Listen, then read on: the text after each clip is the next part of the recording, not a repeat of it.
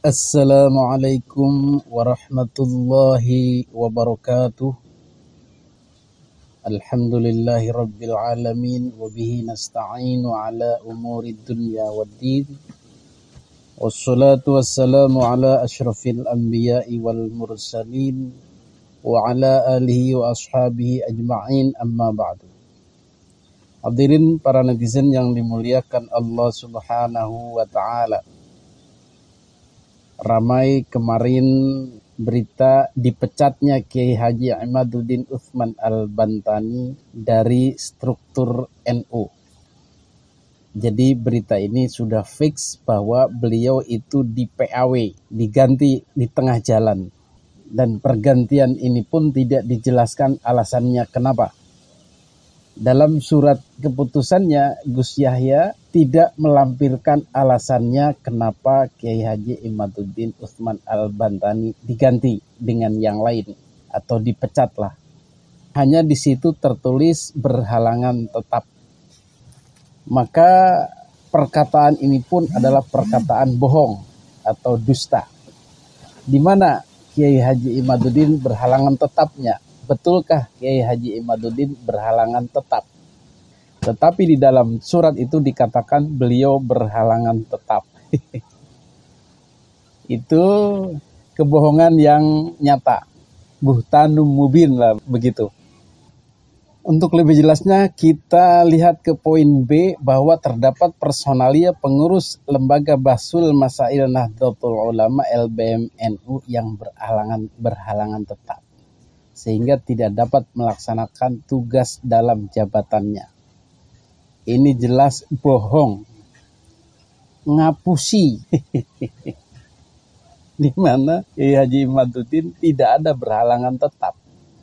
Berhalangan tetap itu misalnya meninggal dunia, keluar dari NU, keluar dari Jamiah NU, mengundurkan diri, atau sakit yang memang tidak bisa recovery, tidak bisa sembuh seperti stroke dan lain-lain.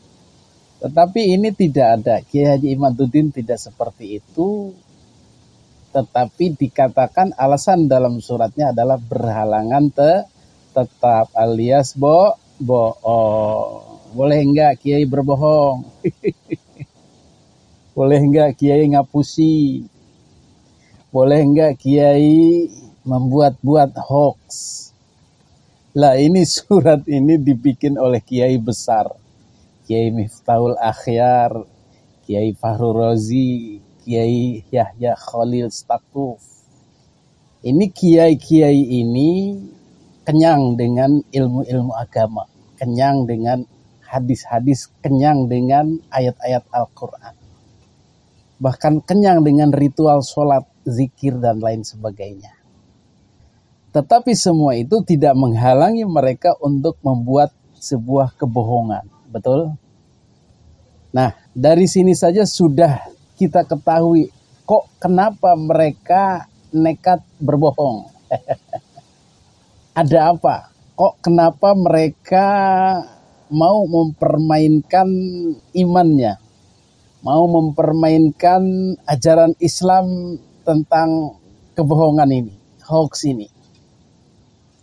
Ya, karena ada kepentingan. Ada sesuatu yang diperjuangkan selain Islam, selain ajaran Islam.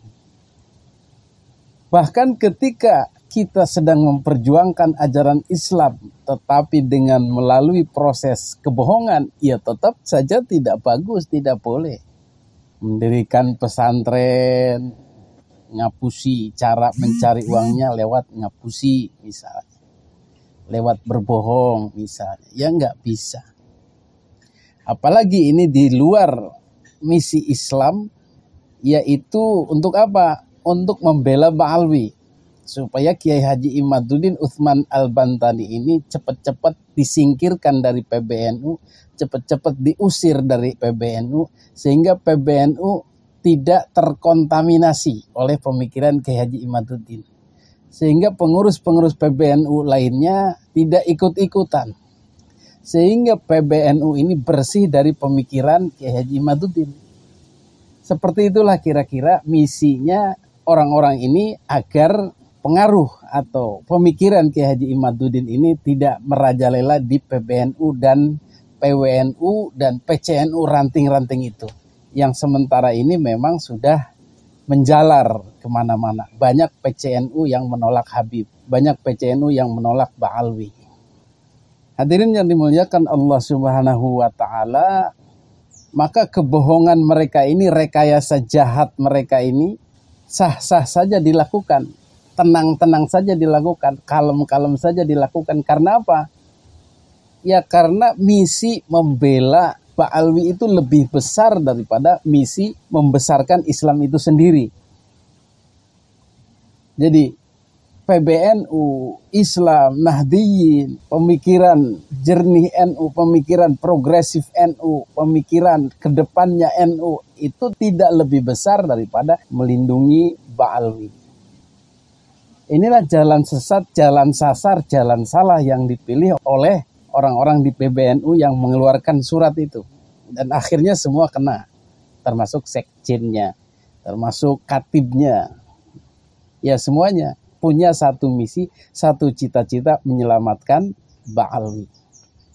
Hadirin yang dimuliakan Allah Subhanahu wa Ta'ala, kita coba memahami apa sebenarnya pembenaran mereka itu. Satu yang mungkin kita bisa telusuri adalah bahwa Ba'alwi ini bagian dari rukun iman. Jadi setelah iman kepada Allah, kepada malaikat, kepada utusannya, kepada hari kiamat, kepada yaumil akhir, kepada qadha dan qadar, satu lagi yaitu iman kepada Ba'alwi sebagai keturunan Nabi. Ini tidak boleh diganggu gugat.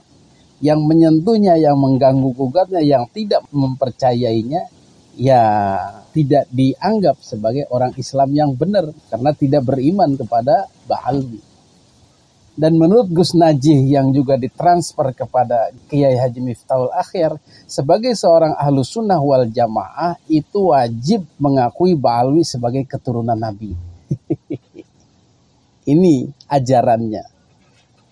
Jadi kalau tidak mengakui Ba'alwi sebagai keturunan Nabi, maka bukan Ahlus Sunnah wal Jamaah, bukan Aswaja, bukan NU. Nah, ajaran ini mencoba dijaga, kemudian diajarkan kepada NU yang sekarang, baik di PBNU maupun di masyarakat. Inilah yang kemudian diprotes oleh Kiai Haji Imaduddin. Apa urusannya Ahlus Sunnah wal Jamaah Aswaja dengan Ba'alwi? Itu bukan satu paket, bos. Itu paket terpisah. Yang satu paket itu Aswaja dengan Ahlul Bait atau keturunan Nabi dari Ali bin Abi Thalib, Sayyidina Hasan dan Husain. Kemudian kepada keturunan-keturunannya yang sudah valid, yang sudah tidak bisa diragukan lagi, sudah tidak bisa dibantah lagi. Itu yang disebut Aswaja berhubungan dengan Ahlul Bait. Tetapi karena Ba'alwi ini adalah keturunannya, nisbahnya mengambil kepada Ubaidillah, maka tidak ada hubungannya dengan Ali bin Abi Thalib, tidak ada hubungannya dengan Kangjeng Nabi. Loh, kenapa dijadikan satu paket? Begitulah sanggahan atau pencerahan dari Kiai Haji Imaduddin Utsman Al-Bantani. Jadi program NU melalui Kiai Haji Miftahul Akhyar, melalui Gus Najih, melalui Kiai Haji Fahrul Raji mengatakan Ba'alwi itu adalah satu paket dengan Aswaja. Dan ini maunya disosialisasikan kepada masyarakat. Dan kenapa mereka menjadikan satu paket? Karena mereka sampai detik ini yakin dengan Ba'alwi sebagai keturunan Nabi dan tidak boleh diutak-atik. Yang mengutak-atik adalah berarti mengutak-atik keluarga Nabi, yang berarti menjurus kepada kekufuran, kafir lah begitu. Dari mana mereka mempercayai Ba'alwi sebagai keturunan Nabi? Sudah dijelaskan di video sebelumnya, adalah dari keyakinan saja, dari husnuzon saja sudah. Tidak perlu pakai cara yang lain, dari suhra wal istifadah, dari sudah terkenal, walaupun terkenalnya di abad 9 nggak masalah.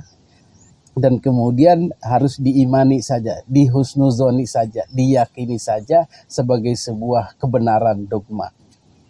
Tidak boleh ada penelitian. tidak boleh ada pertanyaan-pertanyaan lain. Imani saja. Maka ini sudah pas bahwa orang-orang PBNU mengajarkan kepada kita untuk menjadikan Ba'alwi ini sebagai rukun iman yang ketujuh. Itulah dalam tanda kutip sesatnya pemikiran orang-orang PBNU yang membela Ba'alwi atau mengeluarkan surat itu.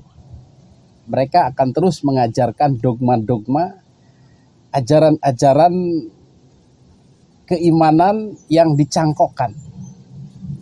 Jadi keimanan yang ada itu, yang 6 itu memang sudah benar, tapi penambahan ini adalah tidak benar. Kata siapa Ba'alwi tidak bisa dikoreksi? Kata siapa Ba'alwi keturunan Nabi tidak bisa diteliti? Kata siapa Ba'alwi sebagai keturunan Nabi tidak bisa divalidasi ulang? Sebenarnya bisa. Kiai Haji Imaduddin itu buktinya. Dan mereka Ba'alwi tidak bisa membantahnya. Tetapi akibat tidak bisa membantah ini, maka mereka melarikan kepada dogma, kepada kewajiban percaya, kepada keimanan saja. Inilah wajah PBNU sekarang. Percaya dengan dogma, tidak boleh ada penelitian, tidak boleh ada pertanyaan, tidak boleh ada orang-orang kritis, tetapi harus yakin saja, percaya saja, nurut saja. Kemudian dengan penambahan keyakinannya itu tadi, Ba'alwi sebagai keturunan Nabi harus diyakini, mereka kemudian berbohong dalam mengeluarkan Kiai Haji Imaduddin. Nah, kebohongan-kebohongan yang mereka lakukan ini adalah dalam rangka mensupport sesuatu juga yang batil. Jadi bohong di atas batil. Lengkap sudah.